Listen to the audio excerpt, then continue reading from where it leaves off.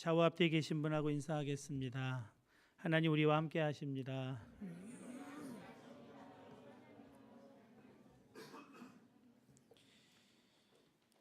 오늘부터 저는 총 4번에 걸쳐서 10가지 재앙 말씀을 설교하려고 합니다. 9가지 재앙을 3번에 나누어 설교하고 또 10번째 재앙은 따로 설교하려고 하는데요. 이 9가지 재앙과 10번째 재앙은 그 재앙의 차원이 좀 다릅니다. 9가지 재앙이 7장에서 10장까지 4개의 장으로 기록되어 있다면 10번째 재앙은 단일 재앙으로서 11장에서 13장까지 총 3장에 걸쳐 기록되어 있는 것으로 보아 성경에서도 그 중요성을 다르게 취급하고 있음을 짐작할 수 있습니다. 오늘부터 함께 나누게 되는 이 10가지 재앙을 통해 하나님께서 하나님의 뜻을 우리들에게 분명하게 밝히시고 보여주시는 은혜가 있기를 바랍니다. 주님 안에서 사랑하는 여러분, 하나님을 아는 지식이 여러분 생각과 마음에 가득하게 채워지실 수 있기를 바랍니다. 하나님을 아는 지식은 우리 인생을 완전히 바꾸어 놓습니다. 진리를 알지니 진리가 너희를 자유롭게 하리라 했습니다. 진리를 아는 것, 즉 하나님을 아는 지식이 자유롭게 한다고 주님이 말씀하시는데요. 주님의 이 말씀을 바리새인들은 불쾌하게 여겼습니다. 우리가 누구의 종이 된 적이 없는데 왜 우리를 자유롭게 된다고 그렇게 말하느냐는 겁니다. 주님 눈에는 바리새인을 비롯해 모든 사람이 종 노릇하고 있는 것으로 보여진 겁니다. 신체가 갇혀 있지 않다고 자유로운 것은 아닙니다. 신체가 구속되어 있어도 마음이 자유로우면 자유이지만 마음이 묶이면 신체가 자유로워도 그건 자유라고 부를 수가 없습니다. 넬슨 만델라가 흑인들의 자유를 위해 투쟁하다가 백인들에 의해 오랜 감옥 생활을 했지만 석방된 다음 대통령이 되어도 백인들에게 보복하지 않습니다. 포용 정책을 펼칩니다. 감옥에서 그는 고문당하고 매를 맞고 갇혀 있어도 자기 몸은 가둘 수 있지만 자기의 마음은 미움의 감옥에 가둘 수 없다고 믿었다고 말합니다. 모든 지킬 만한 것 중에 더욱 내 마음을 지키라. 생명의 근원이 이에서 남이니라.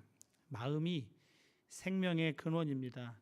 염려와 걱정, 불안과 두려움이 마음을 사로잡으면, 분노와 시기, 질투가 마음을 사로잡으면 몸은 비록 자유이지만 참된 자유를 누릴 수 없는 것이라고 주님이 말씀합니다.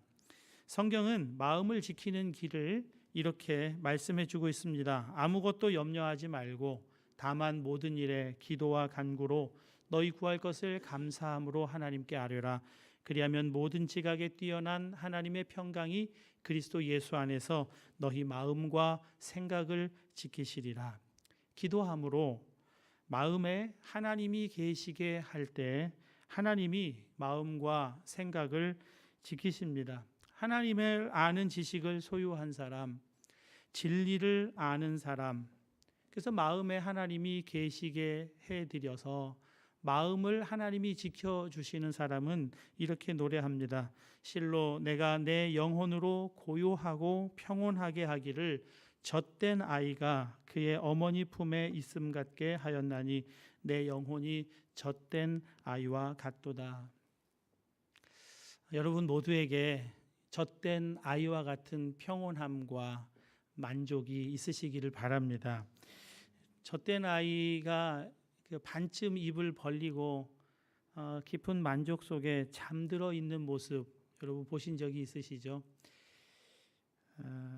그 아이 옆에 있으면 어느새 우리도 그냥 잠이 오는 것 같이 그렇게 느껴집니다. 어머니 품에는 염려와 불안, 두려움이 없습니다. 그래서 다윗이 계속해서 권고합니다. 이스라엘아, 지금부터 영원까지 여호와를 바랄지어다. 여호와 하나님을 바랄지어다.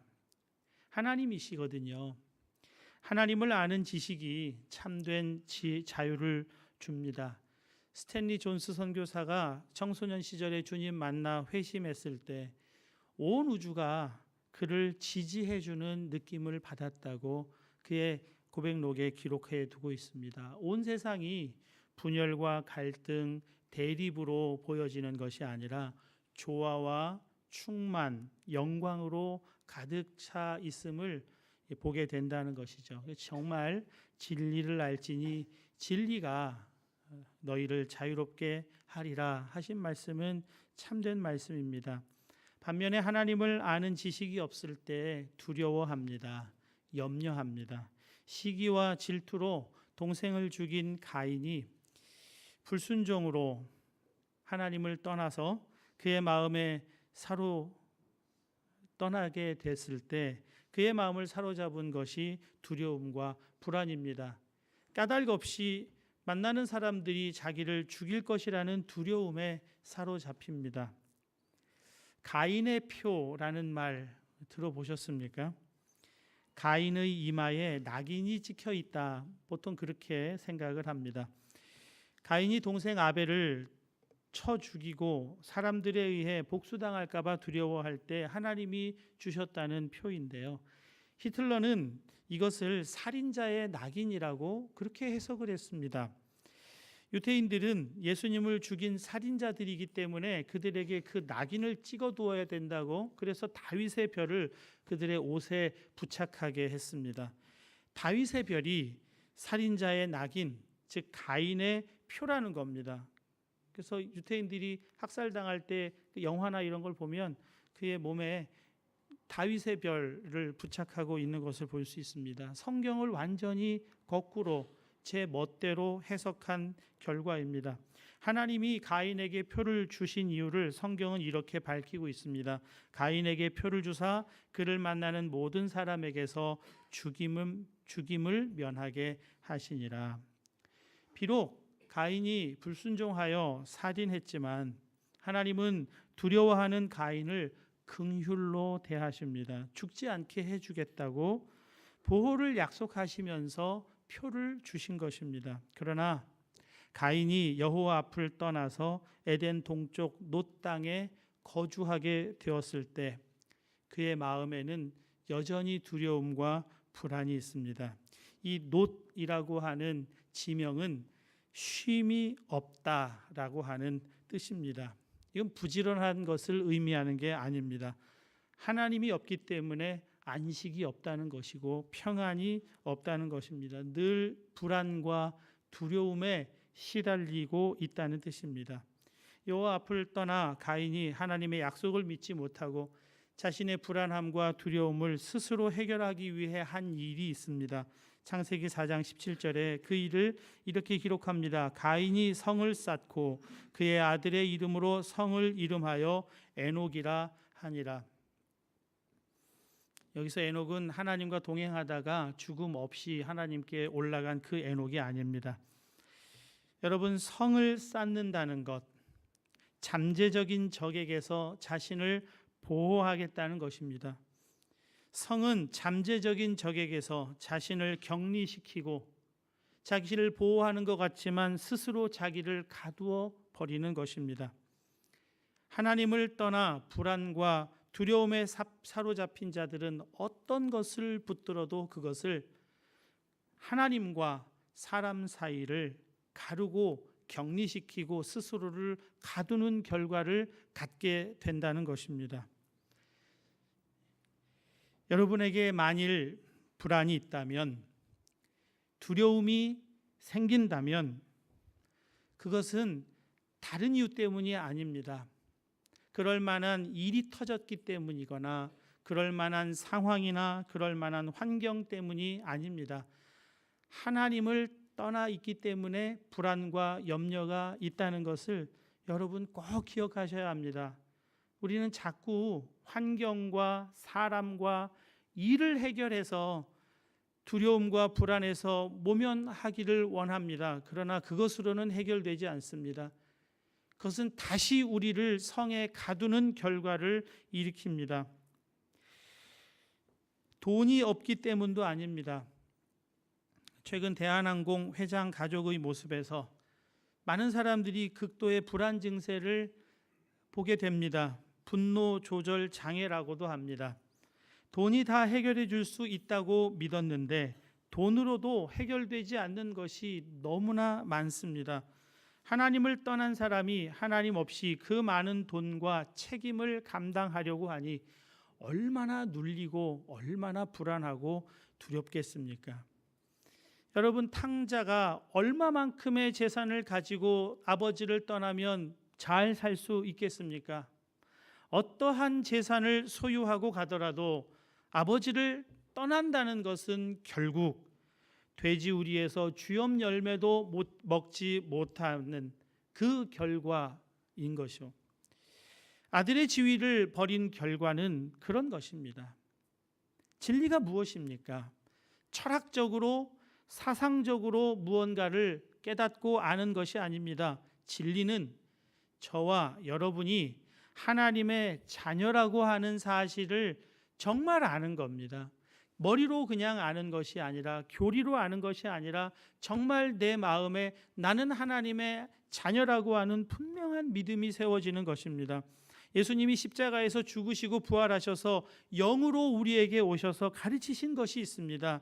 아들의 생명이 우리 안에 오셔서 깨닫게 되는 것이 있습니다. 로마서 8장 14절 15절입니다. 무릇 하나님의 영으로 인도함을 받는 사람은 곧 하나님의 아들이라. 너희는 다시 무서워하는 종의 영을 받지 아니하고 양자의 영을 받았으므로 우리가 아빠 아버지라고 부르짖느니라. 성령이 친히 우리의 영과 더불어 우리가 하나님의 자녀인 것을 증언하시나니.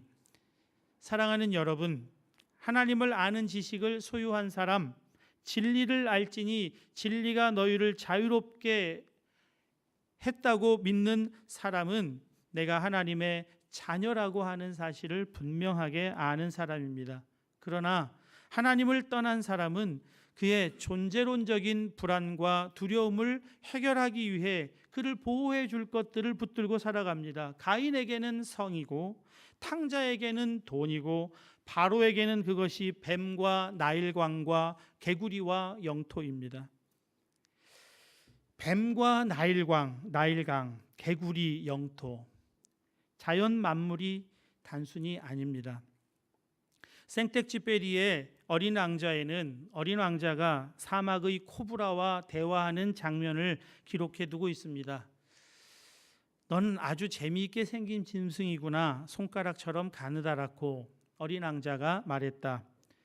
그래도 난 왕의 손가락보다도 더 힘이 세단다. 뱀이 말했다. 어린 왕자는 미소를 지었다. 너는 힘이 세지 못해. 발도 없고 여행도 할 수 없잖아.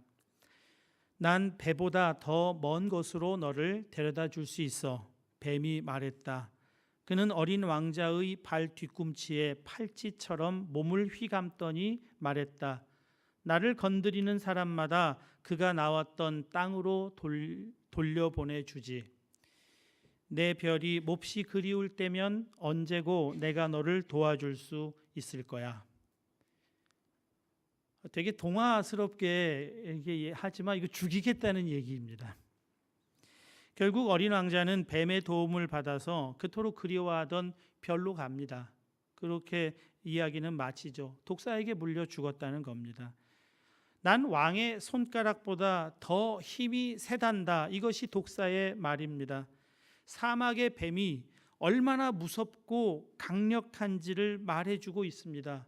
당시 맨발로 살아가던 애굽 사람들에게 발꿈치를 휘감는 독사의 존재는 정말 무섭고 강력한 힘입니다. 바로는 무섭고 강력한 힘을 갖기 원했습니다. 뱀과 같은 강력하고 무서운 권력만이 그를 지켜줄 수 있다고 믿었기 때문입니다.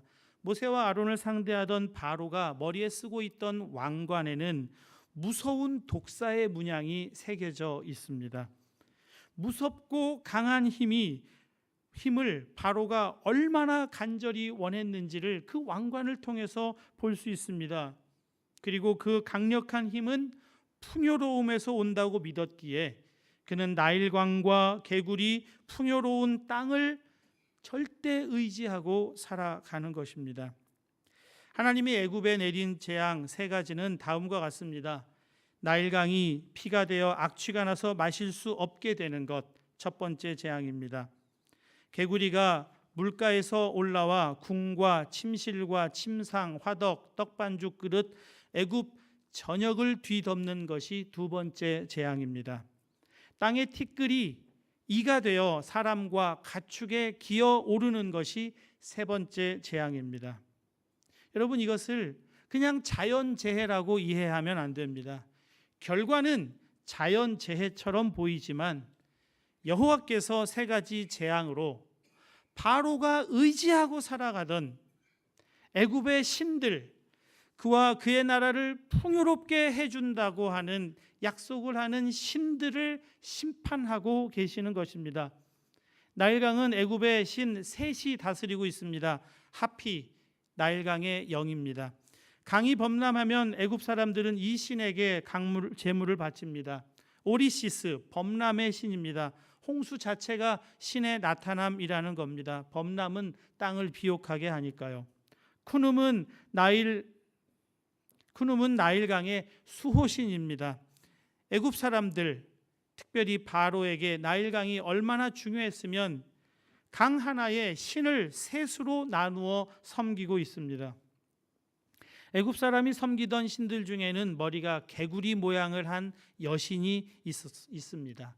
헥트라고 하는 신인데요. 이 신은 풍요다산의 신입니다. 개구리가 알 한 번 낳으면 엄청나게 많은 알을 낳게 되죠. 아마 그것을 보고 풍요다산을 생각해 낸 것 같습니다. 애굽 사람들은 땅을 게브라고 하는 신의 몸이라고 믿었습니다. 애굽에는 그래서 이런 말이 전승된다고 합니다. 보리는 게브의 갈비뼈에서 자라고 추수는 나일강의 게브의 등에서 자라게 한 결과이다. 애굽 사람에게 흙은 생명과 풍요입니다. 여호와께서 그들이 생명으로 여기는 흙을 이로 만드시고 백성들에게 괴로움을 당하게 하십니다. 땅의 신 게브를 심판하고 계시는 겁니다. 여러분, 바로의 문제는 단순합니다. 그에게 하나님을 아는 지식이 없다는 것입니다. 그런데 그 하나님을 믿지 못하니까, 그 하나님을 알지 못하는 지식으로 인해서 그의 인생은 매우 복잡해지는 것입니다. 강의 신, 개구리의 신, 땅의 신, 이 신들을 섬기자니 저 신이 걸리고, 저 신을 섬기자니 이 신이 걸리고, 이 신을 섬기면 저 신이 노여워할까 겁이 납니다. 여러분, 재앙은 하나님의 심술이나 복수가 아닙니다. 하나님의 구원의 행동입니다. 그리고 참된 세상의 통치자가 누구인지를 밝히 드러내고 있는 하나님의 역사입니다. 내가 내 손을 애굽 위에 펴서 이스라엘 자손을 그 땅에서 인도하여 낼 때에야 애굽 사람이 나를 여호와인 줄 알리라. 애굽 사람들도 하나님을 아는 지식을 가지려고 하시는 재앙은 하나님의 위장된 축복인 것입니다. 하나님을 아는 지식이 없을 때 바로와 애굽 사람들은 눈에 보이는 것이 전부인 줄 알고 뱀을, 강을, 땅을, 심지어 개구리를 하나님이라며 그 앞에 복을 빌고 있는 것입니다. 이솝우화에 지나가는 나그네 외투를 누가 벗기나 바람과 해가 경기를 한 이야기가 나옵니다. 누가 이기죠? 바람은 강력한 힘으로 나그네의 외투를 벗길 수 있다고 장담하지만 바람이 강력해질수록 나그네는 옷을 더 꼭 부여잡습니다. 반면 아무 힘이 없지만 해가 따스하게 비추어지자 나그네 스스로 외투를 벗습니다.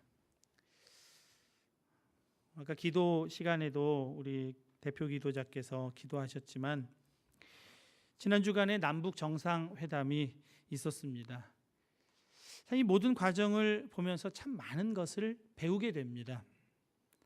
바람도 있어야 되지만 결국 햇살이구나 싶습니다.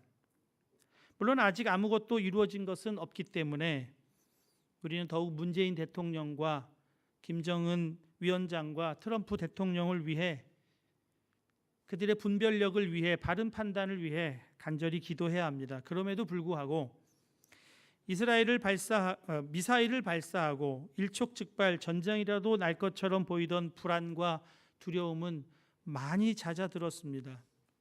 정상회담이 지향하던 가치를 보게 됐는데요.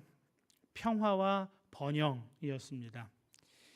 번영과 평화가 아니라 평화와 번영입니다.